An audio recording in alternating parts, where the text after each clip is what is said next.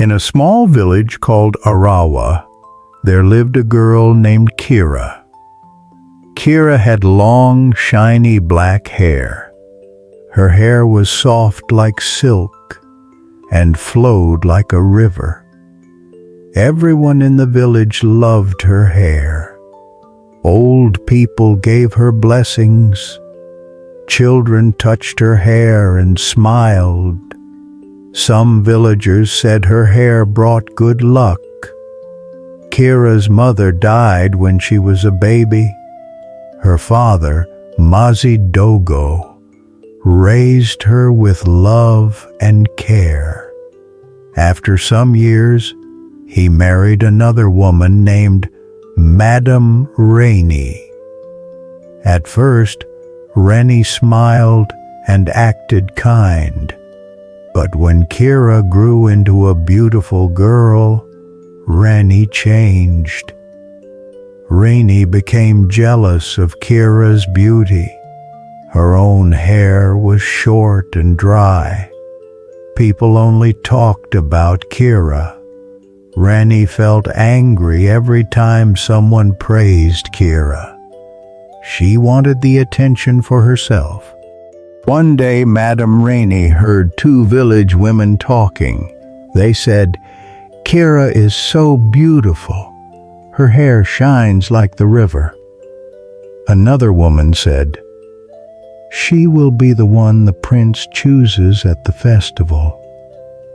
Rainey became very angry. That night, she could not sleep. She looked at herself in the mirror. Her hair was short and dry. Her eyes looked tired and old. She felt jealous of Kira's beauty. She picked up a sharp kitchen knife. Then she walked slowly into Kira's room. Kira was sleeping deeply. Rainey held her hair and began cutting. She cut and cut until all the hair was gone. She left the hair on the floor.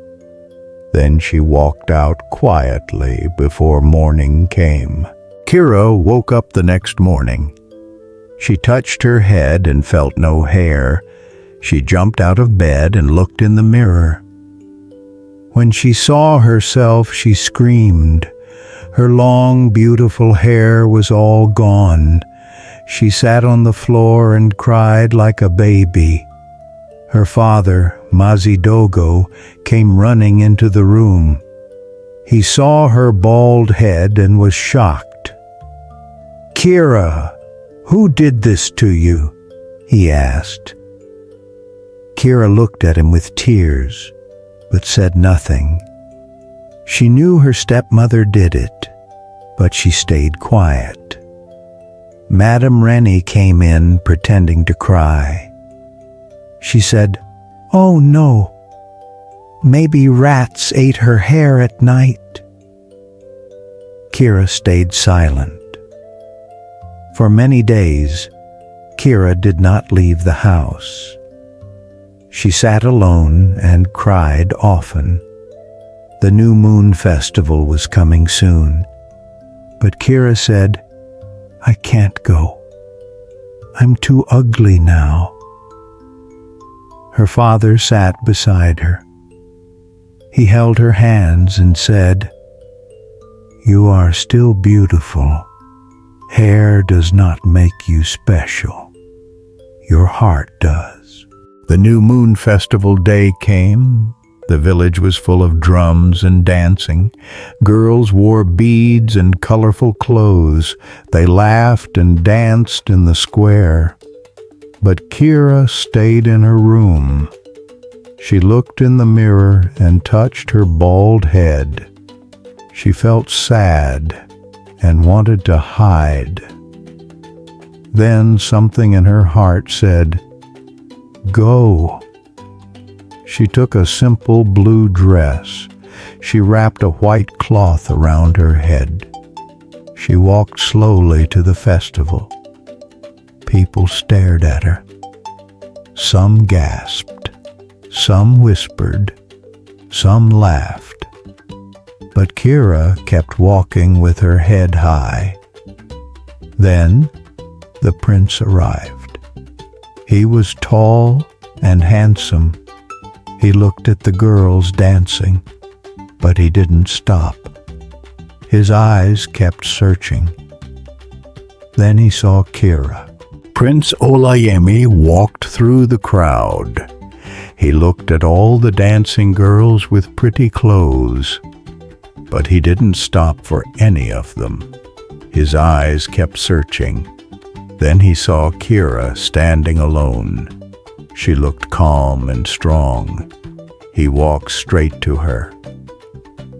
"Why do you cover your head?" the prince asked. Kira looked down.